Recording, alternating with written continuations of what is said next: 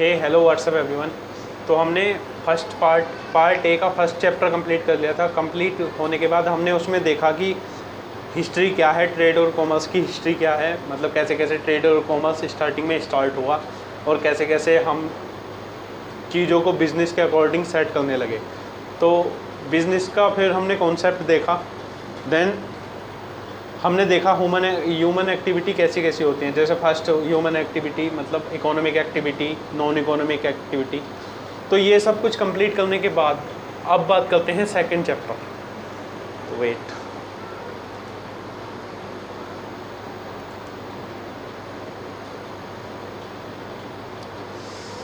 Second chapter जो है business का, तो बिजनेस में बताया गया है कि बिजनेस ऑर्गेनाइजेशन कितने टाइप्स के होते हैं। तो चैप्टर का जैसे कि फर्स्ट नेम है फॉर्म्स ऑफ बिजनेस ऑर्गेनाइजेशन। तो जो बिजनेस ऑर्गेनाइजेशन है वो कितने टाइप के होते हैं, तो इस चैप्टर में हमें थ्योरेटिकल नॉलेज में बताया गया है और प्रैक्टिकल नॉलेज पार्ट बी में है, तो उसको पार्ट बी में हम कवर करेंगे। तो फर्स्ट बात करेंगे कि forms of business organisation. Start करते हैं सेकंड चैप्टर। तो सेकंड चैप्टर को एक बार देखने से पहले मैं आपको एक ऐड डिस्प्ले हो रहा है, तो इसको एक बार आप देख लीजिए पहले और फिर इसका मतलब समझते हैं कि क्या क्या होता है उस एड्स में। तो मैं एड्स प्ले करता हूँ।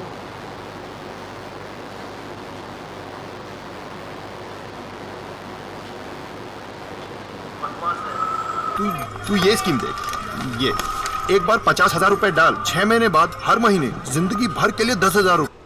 सच में? अरे मैंने खुद इन्वेस्ट किया इसमें। तू इधर से। अरे ये देखिए, ये तेल 2 बूंद अपने सर में डालो और 1 हफ्ते में बालों की गारंटी। ये मैं ले लूं क्या? क्या बकवास है। तू साइन कर। ये सुन, सोना बेल्ट 1 हफ्ते यूज करो, 7 किलो वजन कम। भाई ये मोटे तू ले ले। नहीं, छोड़ यार, छोड़। तू साइन कर। ये बेस्ट है। तेजस्वी लॉकेट, जिंदगी भर की खुशियां पाओ। ऐसा करते हैं अपन तीनों एक ले ले। कैसी बातें कर रहा है यार, ऐसा कभी होता है क्या? हाँ तो ऐसा कभी होता है क्या? कम समय में ज्यादा फायदा मतलब धोखा। इसीलिए किसी भी स्कीम में इन्वेस्ट करने से पहले उसकी अच्छी तरह जांच कर ले। सेबी, हर इन्वेस्टर की ताकत।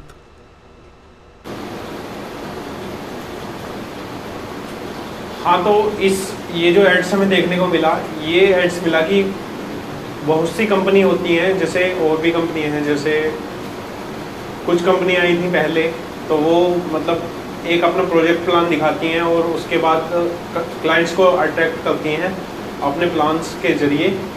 तो ऐसी कंपनी को मैं पेपर कंपनी बोलूँगा, क्योंकि हमको पहले स्टार्टिंग में सेबी की गाइडलाइंस पढ़नी चाहिए और उसके अंडर में जो all investment are subjected to market risk, तो ये गाइडलाइंस जो है उसको देख लेना चाहिए। तो जो भी कंपनी आई है पहले उसका देखना चाहिए कि प्रीवियस रिकॉर्ड, फंडामेंटल रिकॉर्ड होना चाहिए किसी भी कंपनी का, उसका फंडामेंटल रिकॉर्ड, और देन टेक्निकल एनालिसिस करने के बाद ही हम किसी कंपनी को लीगल कंपनी कह सकते हैं। उसका MOA क्या है और AOA क्या है। तो ये सब बिजनेस की बातें हैं। तो स्टार्ट करते हैं हम सेकेंड चैप्टर से। तो फर्स्ट ऑफ ऑल अभी तो स्टार्टिंग में, जैसे अभी स्टार्ट ही क्या है, एक चैप्टर कवर हुआ है, तो उसमें क्या है, फर्स्ट में हमने फॉर्मेशन देखा और सेकंड में अब हम देखेंगे कि फॉर्म्स ऑफ बिजनेस ऑर्गेनाइजेशन।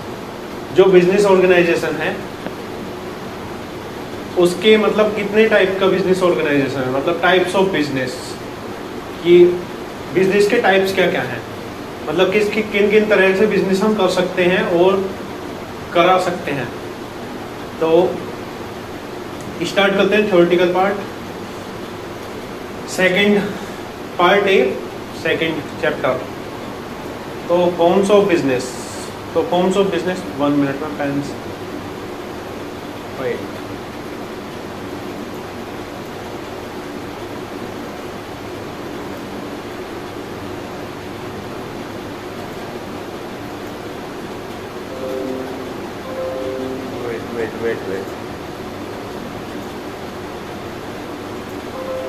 हाँ, तो स्टार्ट करते हैं। तो फॉर्म्स ऑफ बिजनेस, तो फर्स्ट ऑफ ऑल हम देखेंगे कंटेंट जो CBSE सिलेबस के अकॉर्डिंग है, और मैंने पीछे भी स्टार्टिंग में अभी बताया था कि कौन से चैप्टर की कितनी कवरेज है, कि कौन सा चैप्टर कितने मार्क्स का होगा।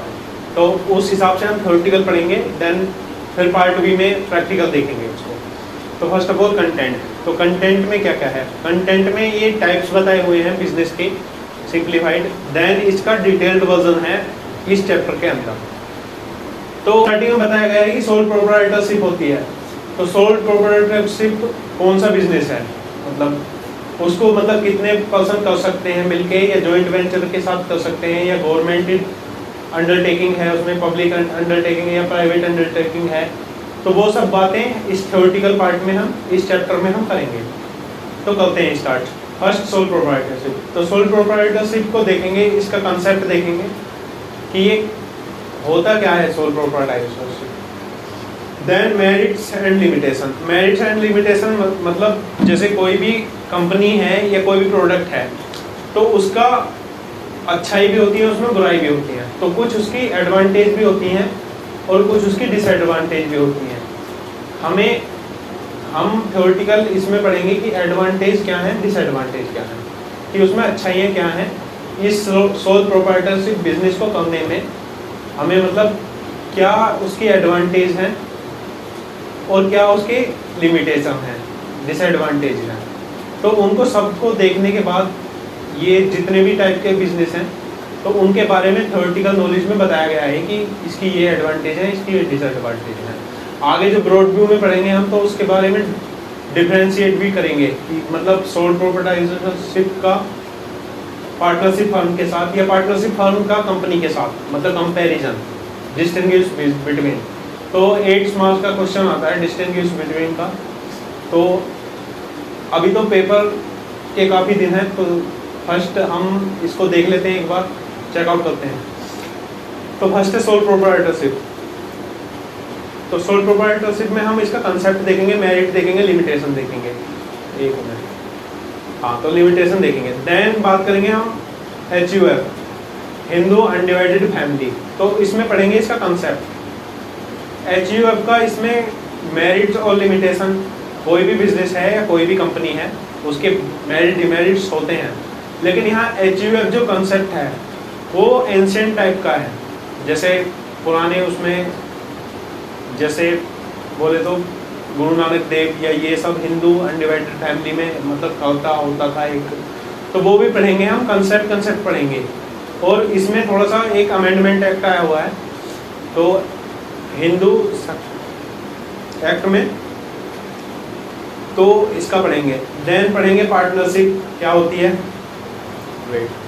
पार्टनरशिप क्या होती है, कंसेप्ट क्या है पार्टनरशिप का, टाइप्स पढ़ेंगे, कितने तरह की पार्टनरशिप होती है, मेरिट्स पढ़ेंगे, लिमिटेशन पढ़ेंगे, एडवांटेज डिसएडवांटेज पार्टनरशिप के। And then registration of partnership firm. एक रजिस्ट्रेशन कैसे होता है पार्टनरशिप फर्म का, मतलब जैसे कोई भी 2 बंदे मिलके एक पार्टनरशिप करेंगे तो उसके लिए क्या क्या रजिस्ट्रेशन के लिए क्या क्या वैलिड ID, वैलिड डॉक्यूमेंट क्या क्या यूज़ होंगे, वो सब इसमें बताया गया है। तो देन पार्टनरशिप डीड बनती है, जो एक प्रॉफिट शेयरिंग रेशियो होता है उसके अकॉर्डिंग पार्टनरशिप डीड बनती है कि ये पार्टनर A है और ये अपने साथ वेट जैसे पार्टनर A है और वो अपने साथ क्या क्या मतलब लेके आया है, कि मतलब एसिड्स क्या हैं उसके और कैसीनाइन कितना है, वो सब देखेंगे हम। पार्टनरशिप डीड को में लिखा हुआ होगा और उसके अकॉर्डिंग उसका प्रॉफिट शेयरिंग रेशियो निकालेंगे पार्टनरशिप का। देन है टाइप्स ऑफ पार्टनर्स, कितने तरह के पार्टनर्स होते हैं पार्टनरशिप डीड में।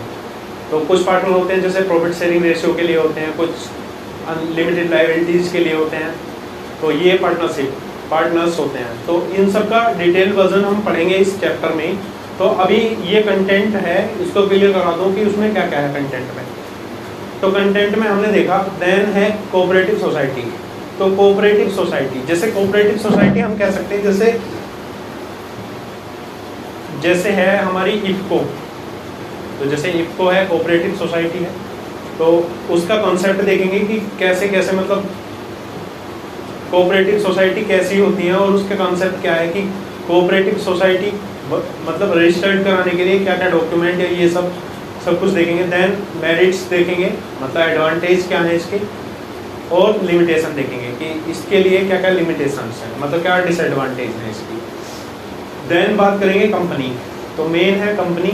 तो कंपनी कैसे फॉर्म होती है, कैसे रजिस्ट्रेशन होता है, वो सब देखेंगे। तो फर्स्ट ऑफ ऑल इसमें देखेंगे concept, then merits and limitation, then types देखेंगे।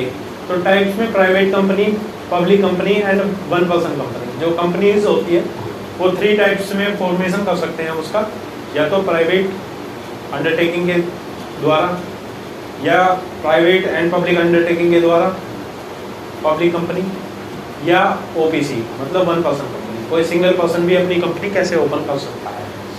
फॉर्मेशन ऑफ ए कंपनी, तो कंपनी का फॉर्मेशन कैसे कैसे होता है, तो उसकी कुछ स्टेजेस होती हैं और डॉक्यूमेंट की ज़रूरत होती है।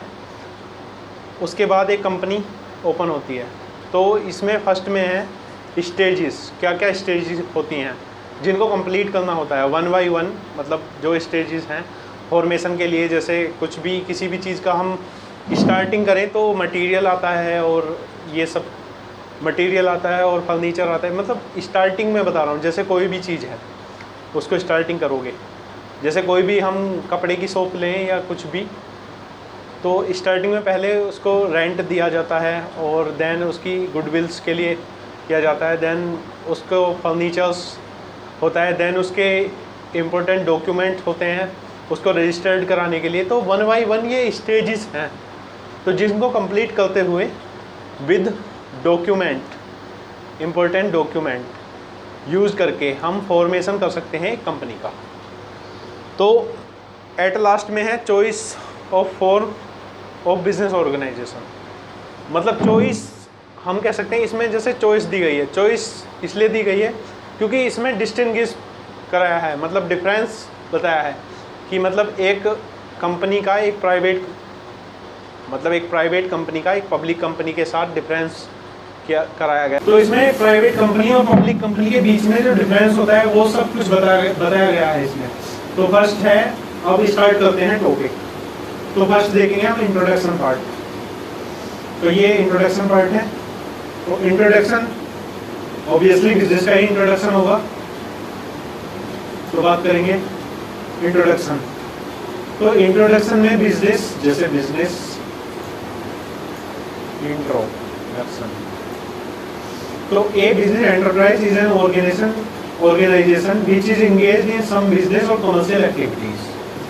एक बिजनेस एंटरप्राइज जो है एक ऑर्गेनाइजेशन होता है जिसमें कुछ बिजनेस और कुछ कमर्शियल एक्टिविटी होती है। तो उसको, उस एंटरप्राइज को हम बिजनेस एंटरप्राइज बोलेंगे। Then every business enterprise is a separate and distinct unit of business।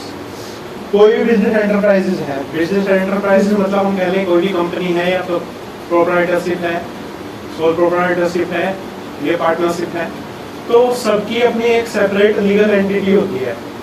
कि मतलब जैसे लीगल एंटिटी, कोई डॉक्यूमेंट हम कह लें जैसे जीएसटी तो मेमोरेंडम ऑफ एसोसिएशन में होता है और आर्टिकल ऑफ एसोसिएशन होता है। तो सब बिजनेस एंटिटी की सब, मतलब जैसे प्राइवेट का अलग है और पब्लिक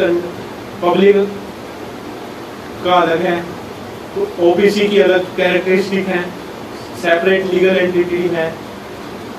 तो अब बात करेंगे every business entity adopt some form of business organisation. प्रत्येक बिजनेस एंटिटी एडॉप्ट करती है कुछ business organisations to carry out business activity. Business activity को रन करने के लिए, फॉर्म में लाने के लिए एक बिजनेस ऑर्गेनाइजेशन, एक बिजनेस एंटिटी एडॉप्ट करती है। तो बिजनेस एंटरप्राइजेस में भी क्लासिफाइड इनटू 3 ब्रॉड कैटेगरीज। तो जो बिजनेस एंटरप्राइज हैं वो 3 कैटेगरी में डिफाइन किए हुए हैं। तो जैसे ये एक बिजनेस एंटिटी, 3 कैटेगरी। तो फर्स्ट है private, then public, then joint. तो अभी तो स्टार्टिंग में मैं इतना मतलब यहाँ पेपर पे ही समझा रहा हूँ, उसके बाद आगे बात करेंगे। जैसे केस स्टडी के बाद, जैसे केस स्टडी है इस बिजनेस बुक्स में है, बिजनेस स्टडी बुक्स में है, केस स्टडी है, तो उनको सेपरेट पेपर पे हम यूज़ करेंगे। तो प्राइवेट सेक्टर एंटरप्राइजेस होता first, then public sector enterprises, then joint sector enterprises. अब हम इन तीनों को बारी बारी देखेंगे कि ये होता क्या है, कि प्राइवेट सेक्टर एंटरप्राइजेस कौन कौन से होते हैं, या किसको हम पब्लिक प्राइवेट सेक्टर एंटरप्राइजेस कह सकते हैं। तो सिंपल सा, याद करने का भी सिंपल है और बताने का भी बिल्कुल सिंपल है। तो प्राइवेट सेक्टर एंटरप्राइजेस में हम देखेंगे, तो प्राइवेट सेक्टर एंटरप्राइजेस हैं the business enterprise which owned, controlled and managed. ये तीन वर्ड याद रखने हैं, ओन, कंट्रोल एंड मैनेज। ये तीन वर्ड आप नोट कर सकते हैं, ओन, कंट्रोल एंड मैनेज। जो बिजनेस एंटरप्राइज जो ओन्स मतलब अपना, और कंट्रोल किया जा रहा हो, या मैनेज किया जा रहा हो प्राइवेट इंडिविजुअल्स, मतलब प्राइवेट पर्सन के द्वारा उसको ओन किया जा रहा है, या मैनेज किया जा रहा है, या कंट्रोल किया जा रहा है, तो वो होते हैं private sector enterprises, are known as private sector enterprises.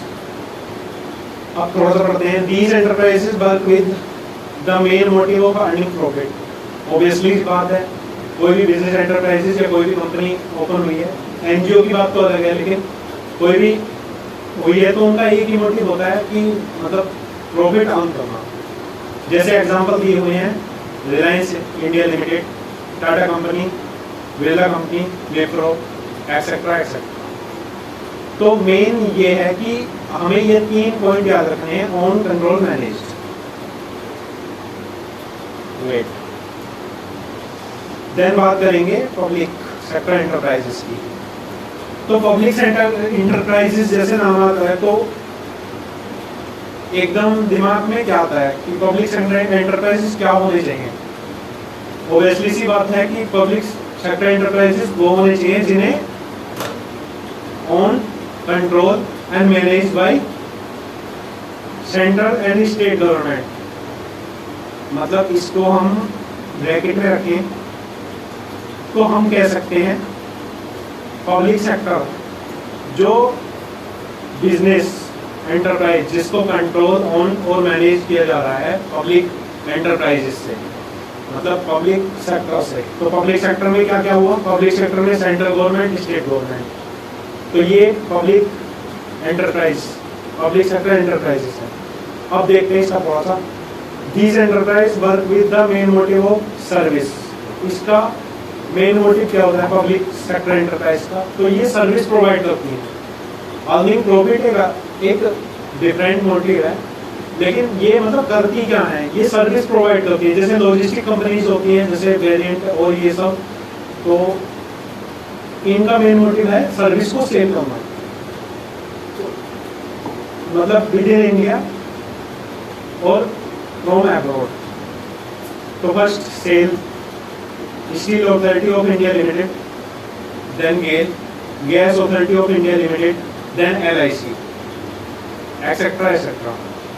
तो वैसे एंटरप्राइज जिनको ओन, कंट्रोल और मैनेज किया जा रहा हो पब्लिक एंटरप्राइजेस से, पब्लिक एंटरप्राइजेस में आता है हमारे स्टेट गवर्नमेंट और सेंट्रल गवर्नमेंट, तो उनको जो मैनेज किया जा रहा है तो उसको बोलेंगे public sector enterprises. Then third, joint sector enterprises. अब joint sector enterprises, joint sector का मतलब जॉइंट्स, मतलब आपस में कनेक्ट होना, तो इसको देखा जाएगा। तो the business enterprise which are own, then वही कंट्रोल एंड मैनेज्ड जॉइंटली, इन दोनों को जॉइंटली मैनेज किया जा रहा हो। जॉइंटली मतलब कौन कौन, प्राइवेट एंटरप्रेन्योर एंड गवर्नमेंट। जो हमने स्टार्टिंग में पढ़ा था प्राइवेट एंटरप्राइजेस, तो उसको ओन, कंट्रोल, मैनेज किया जा रहा था प्राइवेट एंटरप्रेन्योर्स या प्राइवेट सेक्टर के अकॉर्डिंग, और पब्लिक में पढ़ा था उसको सेंट्रल और स्टेट गवर्नमेंट चलाती हैं। तो जॉइंट सेक्टर का ये दोनों का कॉम्बिनेशन है कि इसको प्राइवेट पर्सन भी और सेंट्रल स्टेट गवर्नमेंट मतलब पब्लिक सेक्टर भी ओन, कंट्रोल और मैनेज करता है। In these enterprises the day to day management lies in hand of private entrepreneurs. इन एंटरप्राइजेस का जो डे टू डे मैनेजमेंट होता है वो प्राइवेट एंटरप्रेन्योर्स के द्वारा होता है। एंटरप्रेन्योर्स में आपको बता दूं कि जैसे हम कह सकते हैं कि कोई भी जैसे बॉस हो सकता है जो प्राइवेट एंटरप्रेन्योर्स के लिए, जैसे कोई भी, जैसे आपने देखा होगा कोई यंग एंटरप्रेन्योर है और तो इनको जो रन जो किया जाता है वो डे टू डे जो रन किया जाता है, मैनेज किया जाता है, वो प्राइवेट एंटरप्राइजेस के द्वारा किया जाता है।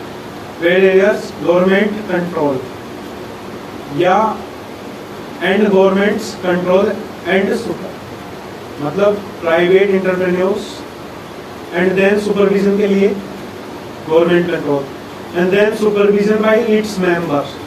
देन इसका सुपरविजन होता है कि मतलब देखा जाता है कि सुपरविजन कैसे होता है। जैसे कोई भी बिजनेस, जैसे कोई भी जॉइंट सेक्टर एंटरप्राइजेस है उसमें पब्लिक का शेयर है और प्राइवेट अंडरटेकिंग है, तो उसको देखा जाएगा, जो सुपरविजन किया जाएगा वो बोर्ड्स ऑफ डायरेक्टर के द्वारा किया जाएगा। जैसे बोर्ड्स ऑफ डायरेक्टर देखते हैं बोर्ड्स मीटिंग्स में, तो जैसे बोर्ड्स ऑफ मीटिंग्स होती है कि उसमें जैसे नई नई मीटिंग होती है कि कंपनी में क्या इंप्लीमेंट है या क्या अल्ट्रेशन है, या हम स्वेट इक्विटी शेयर या इक्विटी शेयर या प्रीफरेंस शेयर हम अलॉट करने वाले हैं, तो इन सब का रिकॉर्ड जो होता है वो बोर्ड ऑफ डायरेक्टर रिकॉर्ड करते हैं।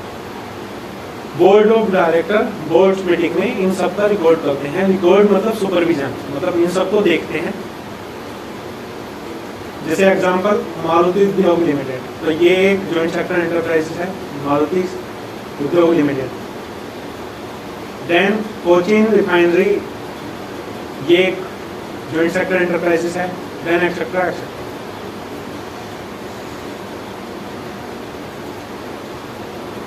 देन ये होने के बाद अब हम बात करेंगे form of private sector enterprises. हमने स्टार्टिंग में पढ़ा प्राइवेट इंटरप्राइजेस, तो प्राइवेट इंटरप्राइजेस में जो मतलब ये कंपनी जो मतलब एंटरप्राइजेस होते हैं उनकी ये लिस्ट है, ये प्राइवेट सेक्टर के अंडरटेकिंग में आते हैं। ऐसे ही प्राइवेट पब्लिक सेक्टर के जो अंडरटेकिंग में आते हैं उनकी अलग लिस्ट होगी, और जो जॉइंट सेक्टर होगा उनकी अलग लिस्ट होगी। तो प्राइवेट की बात करेंगे अब हम। तो प्राइवेट में the private sector enterprise can function and run by adopting any of these terms. जो प्राइवेट सेक्टर एंटरप्राइजेस हैं वो फंक्शन करते हैं या एडॉप्ट किए जाते हैं। जैसे एडॉप्ट नहीं, मतलब हम कह सकते हैं कि इसके अंदर टाइप्स होते हैं। तो फर्स्ट है सोल प्रोप्राइटरशिप, तो सोल प्रोप्राइटरशिप हुई। Then joint HUF, Hindu family, मतलब इसको HUF हम बोल सकते हैं। HUF means Hindu undivided family. Then partnership, then cooperative society, then company. तो प्राइवेट सेक्टर एंटरप्राइज अंडरटेकिंग्स में ये सोल प्रोप्राइटरशिप है, जॉइंट HUF है, पार्टनरशिप है, कोऑपरेटिव सोसाइटीज हैं और कंपनीज हैं। तो अब हम सोल प्रोप्राइटरशिप, ये लिस्ट का फर्स्ट पार्ट है। तो अब हम देख लेते हैं कि सोल प्रोप्राइटरशिप होता क्या है। तो इसका कॉन्सेप्ट देखेंगे हम, मीनिंग देखेंगे, मेरिट डिमेरिट देखेंगे। जैसा कि मैंने एक बार ऊपर आपको कंटेंट में आपको क्लियर कराया होगा, जैसे सोल प्रोप्राइटरशिप कॉन्सेप्ट देखेंगे, मेरिट देखेंगे, लिमिटेशन देखेंगे। तो सोल प्रोप्राइटरशिप का सिंपल मीनिंग है सोल्स, मतलब सोल प्रोप्राइटरशिप मतलब वन ओनर। तो सोल का मतलब जैसे सिंगल पर्सन उसको ओन, कंट्रोल और मैनेज करता हो। तो ए बिजनेस, देन अगेन वही बात है जो हमें ध्यान में रखने हैं, 3 पॉइंट्स। और किसी को भी हम कैसे भी थ्योरेटिकल हम लिख सकते हैं, किसी के भी कॉन्सेप्ट को या किसी के भी मीनिंग को हम लिख सकते हैं। तो a business own, manage and control by single individual, एक सिंगल पर्सन जो ओन करता हो, मैनेज करता हो, कंट्रोल करता हो, एक सिंगल इंडिविजुअल, तो उसको बोलेंगे sole proprietorship, is known as sole proprietorship organisation. अब यहाँ पे इसकी कुछ डेफिनेशंस हैं। तो तो डेफिनेशंस का क्या मतलब होता है? जो डेफिनेशंस हैं ये अलग अलग ऑथर्स के द्वारा दी जाती हैं कि मतलब जैसे सोल प्रोप्राइटरशिप है, एक सोल प्रोप्राइटरशिप बनी तो हम इसे बिजनेस के मीनिंग से हम सोल प्रोप्राइटरशिप कह सकते हैं, लेकिन डिफरेंट डिफरेंट कंट्रीज हैं और डिफरेंट डिफरेंट ऑथर्स हैं, तो वो इनकी अलग ही मीनिंग बताते हैं। तो फर्स्ट देखते हैं J L Hanson, sole trader business is a types of business units where one person is solely responsible for provided the capital. तो सोल ट्रेडर बिजनेस एक बिजनेस यूनिट है जहाँ जो एक पर्सन जिसमें रेस्पॉन्सिबल होता है प्रोवाइड करने के लिए कैपिटल या रिस्क को बियर करने के लिए, मतलब रिस्क झेलने के लिए, या and for the management of business या मैनेजमेंट को के बिजनेस के लिए। तो जेएल हैंसन ने बताया कि सोल प्रोप्राइटरशिप होती क्या है। तो ये डेफिनेशन है और ये डेफिनेशन आपको दो मतलब वन तो होनी चाहिए, एक तो होनी चाहिए या फिर दो, हम इसको मतलब लर्न करेंगे एंड देन जब क्वेश्चन पेपर में आएगा तो हम डेफिनेशन को एज इट इज लिखना है। जो ये स्टार्टिंग में मैंने बताया कि कोई भी एंटरप्राइज जो ये 3 वर्ड बताए मैंने, ओन, कंट्रोल, मैनेज्ड, तो इसके साथ तो हम छेड़छाड़ कर सकते हैं, लेकिन जो ये डेफिनेशंस हैं, तो डेफिनेशंस जो होती हैं वो एज इट इज होती हैं क्योंकि वो किसी के द्वारा बोली गई हैं। तो जो किसी के द्वारा बोली गई हैं तो उनको एज इट इज की मतलब जैसे ये प्रोफेसर जेएल हैंसन इन्होंने बोला कि जैसे उन्होंने बोला एज इट इज हमें वहाँ पे राइट करना है। देन बात करेंगे फीचर्स ऑफ सोल प्रोप्राइटरशिप। तो फीचर्स में क्या क्या होता है? तो ये कुछ मेन फीचर्स हैं सोल प्रोप्राइटरशिप के, एक बार मैं थोड़ा सा बता दूँ 1 मिनट। तो यहाँ पे बात करेंगे हम स्टार्टिंग। तो फीचर्स हैं सोल प्रोप्राइटरशिप की। First of all single ownership होती है। सिंगल ओनरशिप मतलब अकेला पर्सन रिस्क भी, मैनेज भी, कंट्रोल भी, ओन भी सिंगल पर्सन कर सकता है। देन फॉर्मेशन एंड क्लोजर, इसको देखते हैं। जो इसका फॉर्मेशन होता है और क्लोजर होता है, वेट ये मैंने बताया यहाँ पे सिंगल ओनरशिप। तो जो sole proprietorship own by single individual only, तो ये एज इट इज मीनिंग ही है, मीनिंग को हम फीचर्स में लगा सकते हैं। तो फॉर्मेशन एंड क्लोजर, फॉर्मेशन और क्लोजर मतलब स्टार्ट करने के लिए और बंद करने के लिए हमें क्या क्या रिक्वायरमेंट होती है, क्या क्या रिक्वायरमेंट होती है। There are no legal formalities, इसको स्टार्ट करने के लिए कोई लीगल फॉर्मेलिटी की जरूरत नहीं है स्टार्ट करने के लिए या क्लोज करने के लिए sole proprietorship. There is no separate law governing this form of business, कोई इसके लिए अलग से कोई सेपरेट लॉ भी नहीं बना हुआ है कि मतलब सोल प्रोप्राइटरशिप हम ओपन कर रहे हैं तो उसके लिए कोई अलग से लॉ नहीं बना हुआ है कि उन मेमोरेंडम एसोसिएशन में उन रूल्स या लॉ या गाइडलाइंस के द्वारा हम मतलब अपनी कुछ मेमोरेंडम या आर्टिकल्स में हम शो करेंगे उसको। Only in some cases a licence might be required, मतलब एक लाइसेंस लेना पड़ता है जैसे जीएसटी नंबर। तो but otherwise forming and closing proprietorship business is very simple.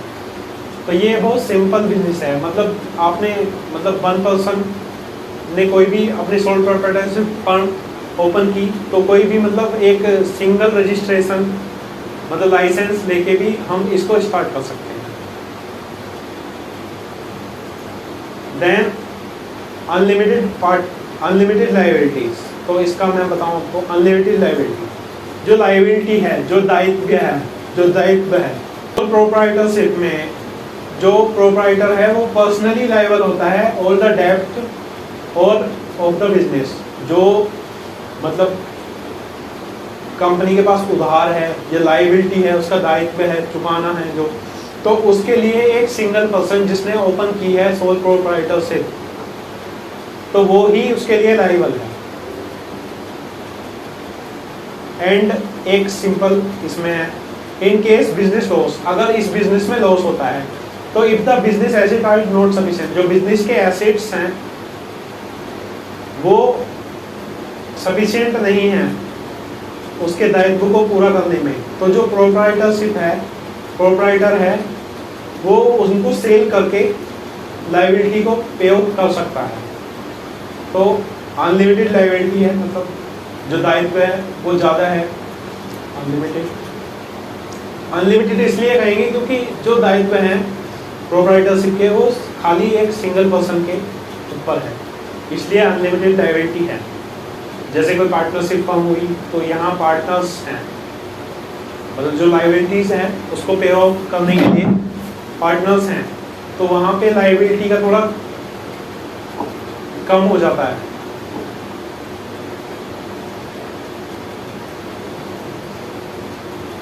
Then fourth point, individual risk bearing and profit recipient।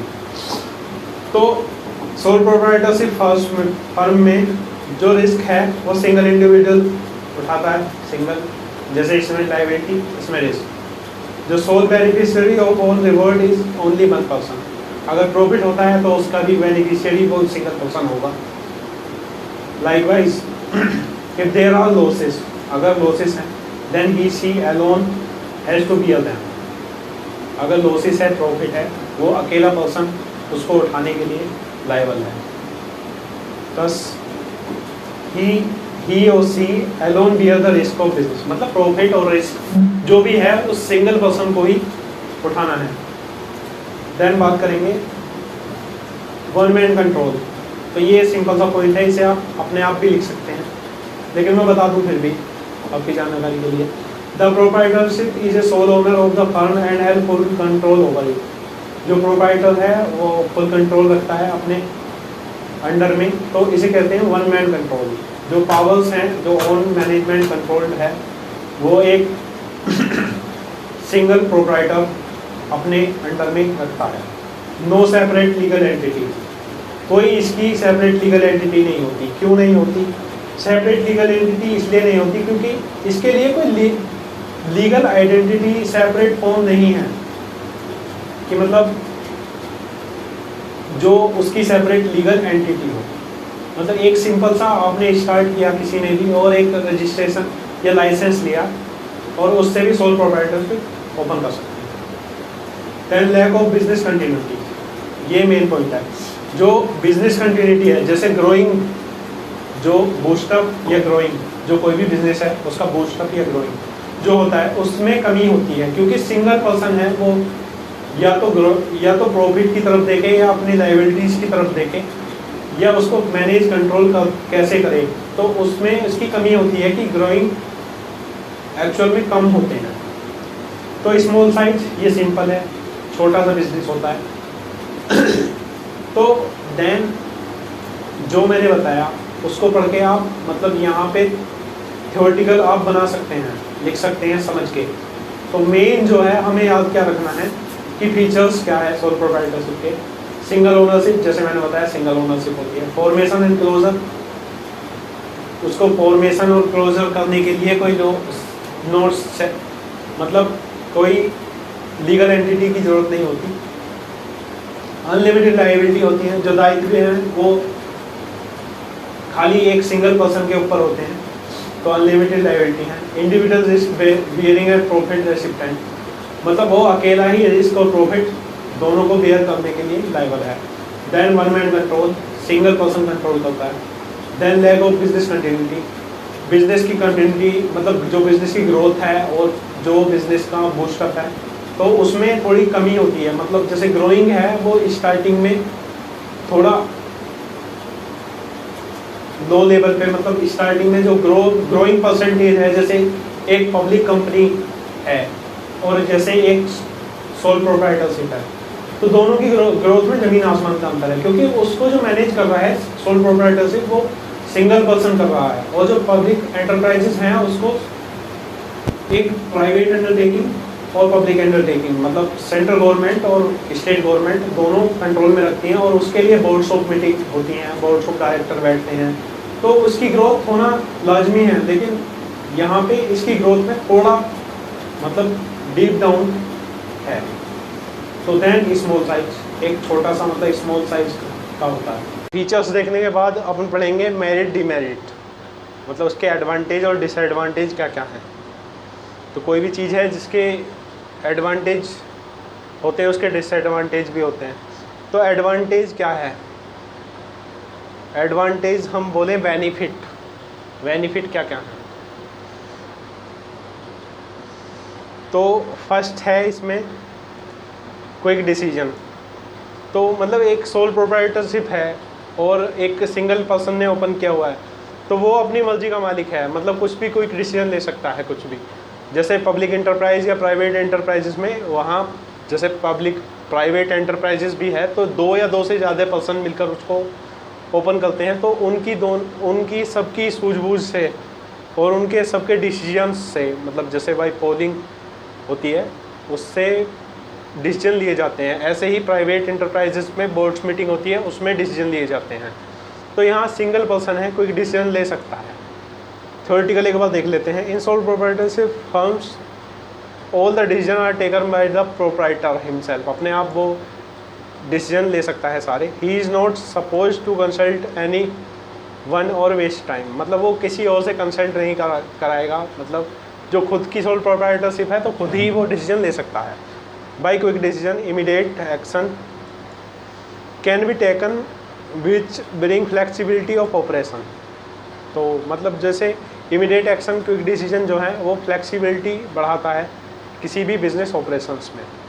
They are no delay and business can quickly adapt itself, कोई delay नहीं होता और business मतलब quickly run होता है to the changing environment, मतलब day by day changing होता रहता है। देन कॉन्फिडेंशियली हम देखेंगे कि कॉन्फिडेंशियल पार्ट्स क्या है। The sole proprietorship is not accepted to share his secret with other. जो कॉन्फिडेंशियल पार्ट है, मतलब जैसे कॉन्फिडेंस, जैसे इसमें आगे पढ़ेंगे हम इनसाइडर ट्रेडिंग क्या होता है। तो जैसे कोई अंदर की बात जो होती है, बिज़नेस के अंदर की बात, जैसे 2 या 2 से ज़्यादा पर्सन होंगे तो बिज़नेस के अंदर की बात भी लीक होने के चांसेस हैं। लेकिन एक सिंगल पर्सन होगा तो वो मतलब अपनी पर्सनल इन्फॉर्मेशन क्यों लीक करेगा, तो यहाँ कॉन्फिडेंशियलिटी ज़्यादा होती है। देन डायरेक्ट इंसेंटिव मैं आपको बताऊँ, proprietorship firm there is direct relation between the effort and reward. जो एक सिंगल पर्सन है वो जो एफर्ट लगा रहा है और जो एफर्ट लगाने के बाद जो उसको मिलता है रिवॉर्ड रेशियो, तो वो सिंगल पर्सन ही है, जिसको मतलब डायरेक्ट इंसेंटिव कह सकते हैं हम। जैसे कोई भी बिज़नेस है, जैसे हम स्टार्टिंग करते हैं कोई भी बिज़नेस, तो उसमें जो इंसेंटिव है पार्टनर्स में ना डिस्ट्रीब्यूट होकर उसे डायरेक्ट इंसेंटिव मिलता है। देन फोर्थ पॉइंट है सेंस ऑफ अकॉम्प्लिशमेंट की सेंस। तो there is a personal satisfaction involved in working for oneself. एक सिंगल पर्सन जो अपने बिजनेस में जान लगाता है या एफर्ट लगाता है, तो वो सिंगल पर्सन ही उसके लिए लायबल है।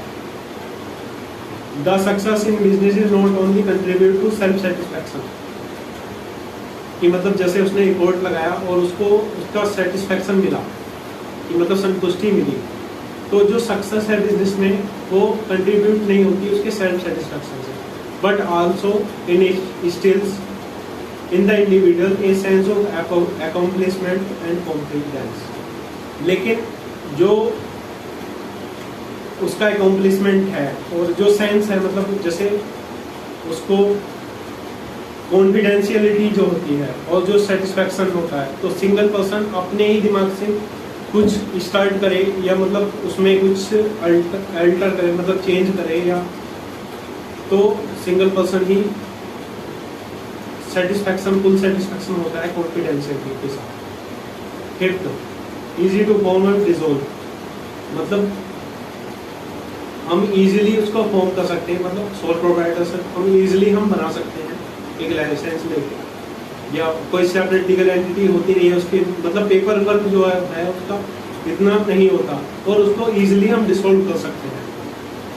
ये sole proprietorship organisation is easy to form, मतलब आराम से हम उसे बना सकते हैं, कोई लीगल फॉर्मेलिटी इन्वॉल्व नहीं होती सेटिंग अप मतलब स्टार्ट करने में दिस टाइप ऑफ ऑर्गेनाइजेशन, इस टाइप का organization. It is not govern by any specific law, कोई इस पर एप्लीकेबल लॉ एप्लीकेबल नहीं होता। जो सोल प्रोप्राइटरशिप है can close the business wherever he desire, जब सोल प्रोप्राइटरशिप चाहे जब उसको बंद कर सकता है विदाउट एनी लीगल फॉर्मेलिटी, कोई लीगल फॉर्मेलिटी के बिना। तो it can be close by paying back it डेप्ट, मतलब इसको हम क्लोज कर सकते हैं जो मतलब हमने डेप्ट लिए हुए हैं, जो उधारी है या जो लाइबिलिटीज है उसको चुकाने के बाद हम उसको इजीली क्लोज कर सकते हैं। देन इसके एडवांटेज पढ़े हमने। एडवांटेज में हमने क्या पढ़ा? एडवांटेज में हमने पढ़ा क्विक डिसीजन, जो सिंगल पर्सन है वो क्विक डिसीजन ले सकता है, ना कि बोर्ड्स ऑफ मीटिंग और ये सब करा के। सिंगल पर्सन है कभी भी डिसीजन ले सकता है, क्विक डिसीजन ले सकता है। कॉन्फिडेंशियलिटी होती है अपने खुद के बिजनेस में, जैसे जो कॉन्फिडेंशियलिटी होती है, जैसे कोई भी इंफॉर्मेशन लीक होने का चांसेस नहीं होता। Direct incentive, direct reward ratio का वो लायबल है के लिए लायबल है, जो एफर्ट करेगा और जैसे लॉस है या प्रॉफिट है तो वो उसके लिए अकेला ही जिम्मेदार है। डायरेक्ट इंसेंटिव है। सेंस ऑफ अकॉम्प्लिशमेंट, अकॉम्प्लिशमेंट का मतलब जैसे कोई भी उस मतलब अपने बिजनेस को ग्रो करता है तो उसके लिए उसे फुल सेटिस्फैक्शन मिलता है कि मतलब कि उसने मतलब अपने खुद के डिसीजन पे उसने बिजनेस को अकम्प्लिश किया। Easy to form and dissolve, आसानी से हम उसे ओपन कर सकते हैं और डिज़ोल्व कर सकते हैं उसके डेब्ट्स को पे ऑफ करने के बाद। तो ये उसकी मेरिट्स हैं, एडवांटेज हैं, क्या क्या बेनिफिट हैं, मतलब अगर कोई भी सोल प्रोप्राइटरशिप ओपन करता है तो उसके लिए क्या क्या बेनिफिट्स हैं। अब देखते हैं उसके डिसएडवांटेज। जो डिसएडवांटेज हैं मतलब उसकी बुराइयां क्या क्या हैं, उसमें सोल प्रोप्राइटरशिप बिजनेस करने में क्या क्या बुराइयां हैं, क्या क्या मतलब जैसे स्टार्टिंग है, जैसे बिजनेस का स्टार्टिंग अप हुआ तो इसमें मतलब कुछ अच्छाई भी है कुछ बुराई भी है। तो सोल प्रोप्राइटरशिप में अब देखते हैं डिमेरिट्स क्या क्या हैं। Limited resource, first limited resource होता है क्योंकि सिंगल पर्सन होता है और उसके पास लिमिटेड रिसोर्सेज होते हैं, ना कि दो या दो से ज़्यादा पर्सन होते हैं कि वो मतलब जैसे दो से ज़्यादा पर्सन अपना मतलब कट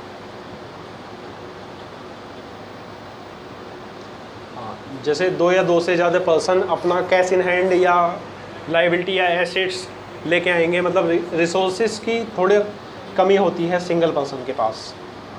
तो एक बार देख लेते हैं theoretical. Sole proprietorship is a firm finance supply by the proprietor के द्वारा सप्लाई किया जाता है himself from his wealth and from borrowing. There is a limit to credit raising capacity of a single person. एक limit होती है credit को raise करने के लिए, एक लिमिट होती है। This reduce the scope of business growth, जो बिज़नेस की ग्रोथ है इसको वो रिड्यूस करता है धीरे धीरे। जो मतलब अल्टरेशन है, जैसे ग्रोइंग अप, जैसे बूस्टअप होता है तो ये अल्टर होती है बिजनेस के जो फॉर्म्स हैं उसके अकॉर्डिंग धीरे धीरे ग्रो होती है। The fund are not sufficient for medium scale और लार्ज स्केल बिजनेस। जो फंड्स हैं उसके पास जैसे कैश इन हैंड है या बैंक बैलेंस है या एसेट्स हैं, ये सब उसके पास सफिशिएंट नहीं होते कोई जैसे कोई मीडियम स्केल पे या लार्ज स्केल बिजनेस करने के लिए। Then limited life of business, उसकी लाइफ जो होती है लिमिटेड लाइफ होती है। जैसे लिमिटेड लाइफ के बारे में हम बात करें, जैसे the survival and continuity of sole proprietorship firm depend upon one person only. जो उसका सर्वाइवल है, जो बिज़नेस का सर्वाइवल मतलब ग्रोथ, बिज़नेस में ग्रोथ करना, ये कंटिन्यूटी बनाए रखना, वो सिंगल पर्सन के ऊपर होता है। तो यहाँ पे लिमिटेड लाइफ होती है बिज़नेस की।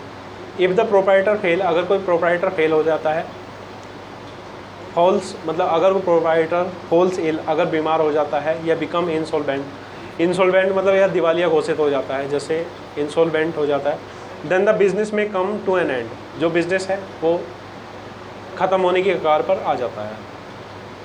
देन अनलिमिटेड लायबिलिटीज, ये फीचर्स भी हैं और इसे डीमेरिट भी हम बोल सकते हैं। डीमेरिट किस लिए बोल सकते हैं? अनलिमिटेड लायबिलिटी क्या है कि मतलब जो सोल प्रोप्राइटरशिप है वो प्रोप्राइटर है वो पर्सनली लायबल है अपने डेब्ट्स के लिए। इन केस हैवी लॉस, अगर कोई इन केस हैवी लॉस हुआ तो the proprietor will not only lose, जो प्रोप्राइटर है वो खाली लूज़ नहीं होता, ऑल द बिजनेस एसेट्स, जो सारी बिजनेस की एसेट्स हैं, but he may have to sell his personal property. और जो प्रॉपर्टीज़ है, जो कैश इन हैंड है, बैंक बैलेंस है और एसेट्स हैं जैसे प्रॉपर्टीज़ है, तो उसको पे ऑफ करके अपने डेब्ट्स चुका सकता है। तो ये एक डिमेरिट्स है, क्योंकि अगर 2 या 2 से ज़्यादा जैसे प्राइवेट प्राइवेट कंपनी है तो उसमें 2 या 2 से ज़्यादा पर्सन, जैसे कोई भी हमारे पास लायबिलिटी होती है तो लायबिलिटी को डिस्ट्रीब्यूट किया जाता है, कर दिया जाता है उसमें कि इसके कैश इन हैंड इतना है। तो जैसे प्रॉफिट शेयरिंग रेशियो होता है ऐसे ही लायबिलिटी का रेशियो होता है। देन लिमिटेड मैनेजरियल स्किल, जो सिंगल पर्सन है उसके पास स्किल्स की हम बोल सकते हैं कि कमी होती है, क्योंकि अपडेशन टाइम, क्योंकि जो सिंगल पर्सन है उसको बिज़नेस भी संभालना होता है और जो अपडेशन है, जो बिज़नेस में चेंज है, अल्ट्रेशन है, जो एक्ट्स हैं वो सब भी देखने पड़ते हैं। तो इसलिए हम कह सकते हैं कि उसमें उसके पास लिमिटेड मैनेजरियल स्किल है according to private and public enterprises. अब बात करेंगे डिसएडवांटेज में हमने क्या क्या देखा। डिसएडवांटेज में हमने देखा है लिमिटेड रिसोर्सेज होते हैं उसके पास, रिसोर्स लिमिटेड होते हैं क्योंकि सिंगल पर्सन है और सिंगल ही मतलब सिंपल रिसोर्सेज सिंगल पर्सन ही लाएगा, तो लिमिटेड रिसोर्सेज हुए उसके पास। लिमिटेड लाइफ होती है बिज़नेस की, जो लाइफ है बिज़नेस की वो लिमिटेड होती है क्योंकि सिंगल पर्सन के ऊपर ही दावेदारी होती है, इसलिए उसकी लाइफ मतलब कोई भी सिंगल प्रोप्राइटर से उसे कभी भी ओपन या कभी भी क्लोज कर सकता है अपने डेब्ट्स को चुकाने के बाद। देन अनलिमिटेड लायबिलिटीज़, ये डिमेरिट। अनलिमिटेड लायबिलिटीज़ मतलब जैसे जो दायित्व हैं, जो मतलब उसने बोरोइंग किया हुआ है, मतलब उधार लिया हुआ है या मॉर्गेज है या कोई भी है, तो उसके लिए वो अनलिमिटेड लायबिलिटी है उसके ऊपर, मतलब ज़्यादा लायबिलिटी है, दायित्व ज़्यादा है उसके पास according to private and public enterprises. Limited managerial skill, जो मैनेजरियल स्किल्स हैं मतलब जैसे कोई भी अपडेशन या अल्ट्रेशन या कोई भी बूस्टअप या मार्केट्स के या बिज़नेस के अकॉर्डिंग जो रूल्स हैं, एक्ट हैं, उसके लिए उसके पास लिमिटेड मैनेजरियल स्किल होती है।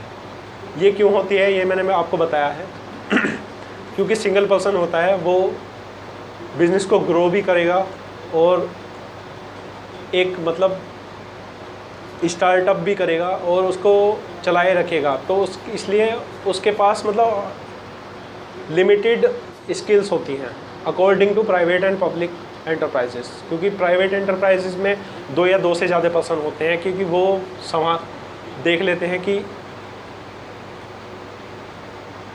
एक पर्सन के पॉइंट ऑफ व्यू से ये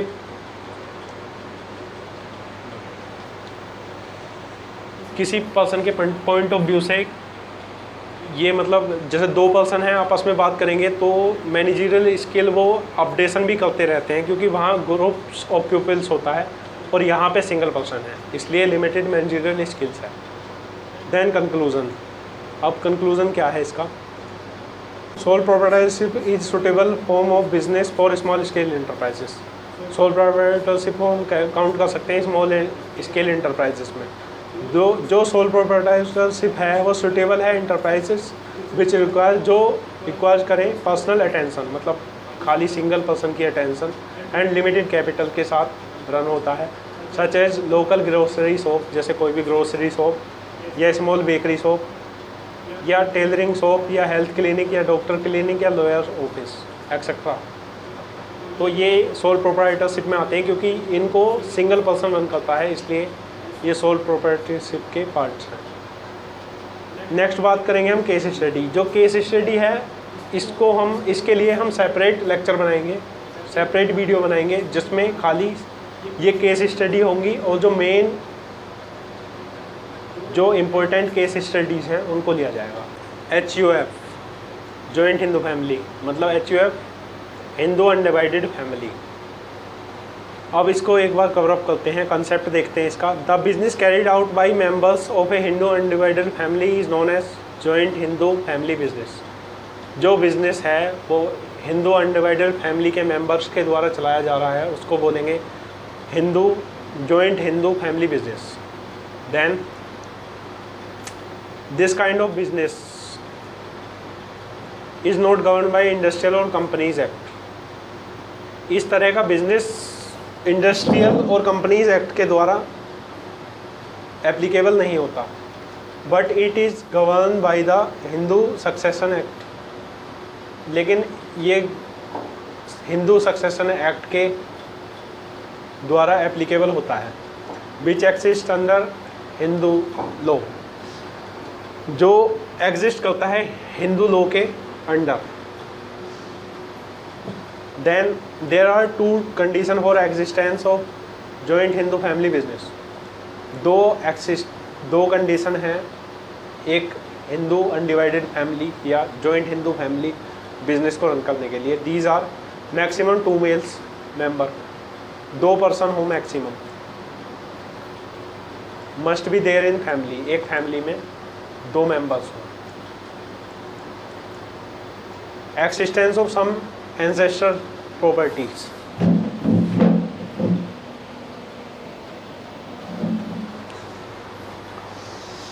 जो एक्सिस्टेंस है वो होना चाहिए प्रॉपर्टीज़ का। जो प्रॉपर्टीज़ मतलब जैसे स्टार्टिंग में जैसे प्रॉपर्टीज़ होती है, जैसे अपन गांव में देखें तो जैसे हमारी ज़मीन होती है प्रॉपर्टी, तो मतलब पूर्वज की लाई हुई, पुराने पूर्वजों की लाई हुई जो प्रॉपर्टीज़ है उसका एक्सिस्टेंस को देखें। Then the ancestral property is inherited by male member of Hindu undivided family. जो एंसेस्ट्रल प्रॉपर्टी है वो इनहेरिटेड है male members, Hindu undivided family के मेल मेंबर्स के according. The members who share the ancestral property, जो मेंबर्स हैं जो शेयर करते हैं property, and who are entitled to get a share in profit of joint Hindu family business. जो entitled हैं, जो प्रॉफिट है एंसेस्ट्रल प्रॉपर्टीज़ का, तो उसके प्रॉफिट्स को शेयर करने के लिए एंटाइटल्ड हैं, तो आर नोन एज को-पार्टनर। उसको को-पार्टनर्स बोला जाता है। जैसे को-पार्टनर है मतलब 2 पर्सन ए पर्सन बी, दोनों की सहमति के अकॉर्डिंग। देन इसमें फीचर्स देखेंगे, HUF के फीचर्स क्या क्या हैं। तो फीचर्स में हम इसका देखेंगे फॉर्मेशन। तो फॉर्मेशन में for the formation of HUF there should be at least 2 member, 2 member होने चाहिए, जैसे मैंने स्टार्टिंग में बताया। एंसेस्ट्रल प्रॉपर्टी होनी चाहिए। देन लाइबिलिटी क्या है? जो लाइबिलिटी है, द लाइबिलिटी ऑफ कर्ता, जो मेन हेड है कर्ता, वो अनलिमिटेड लाइबिलिटी होती है उसकी, क्योंकि उसके ऊपर सारी जिम्मेदारी होती है। Whereas liability of all the members of joint Hindu family business is limited up to their share in the business।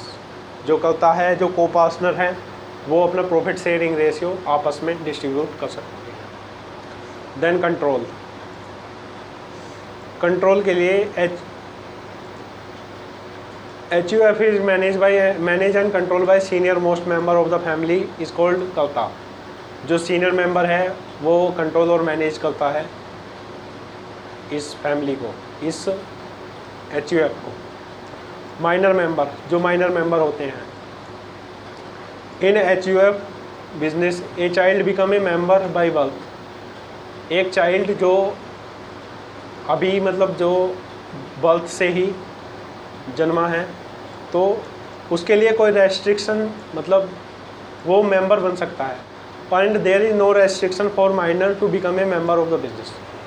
जो माइनर है, जैसे 5 ईयर ओल्ड चाइल्ड या सन या डॉटर, तो वो भी, उसके लिए भी कोई रेस्ट्रिक्शन नहीं है, वो भी मेंबर है HUF फैमिली का। नेक्स्ट बात करेंगे, अब इसका नोट्स देख लेते हैं एक बार। नोट्स में क्या है, ये मेन इम्पोर्टेंट अमेंडमेंट है On December 2004, a bill was passed in a parliament to amend the Hindu Succession Act. एक बिल पास हुआ हिंदू सक्सेशन एक्ट का पार्लियामेंट में. इन दिस अमेंडमेंट, इस अमेंडमेंट में जो वुमेन्स हैं are given equal right to joint HUF. जो womens हैं, जो फीमेल मेंबर्स हैं, उनको इक्वल राइट दिया जाता है according to males members. The bill was passed to remove the discrimination as contained in section 6 of Hindu Succession Act. जो इनका मतलब जो बिल पास हुआ उसने रिमूव किया है सेक्शन 6 को. तो सेक्शन 6 में ऐसा मतलब पहले होगा कि मतलब इक्वलिटी नहीं होती होगी मेल्स और फीमेल्स मेंबर के साथ. Then by giving equal right, और इक्वल राइट दिया गया है टू डॉटर्स एंड सन, मतलब जो बच्चे जो सन हैं और डॉटर उसको भी इक्वल राइट दिया गया है.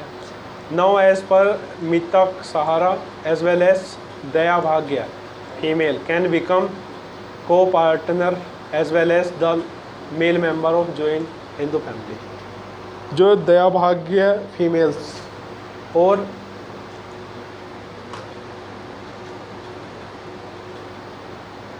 और मीता का सहारा वो भी इसमें जॉइंट हिंदू फैमिली में पार्टनर बन सकते हैं. अब बात करेंगे. देन नेक्स्ट है इसकी केस स्टडी. तो केस स्टडी के मैंने बताया कि इसकी सेपरेट लेक्चर होगा, तो उसमें बताया जाएगा कि क्या क्या केस स्टडी हैं, और हम जो इम्पोर्टेंट केस स्टडी हैं उनको भी इस कंटेंट में लेंगे.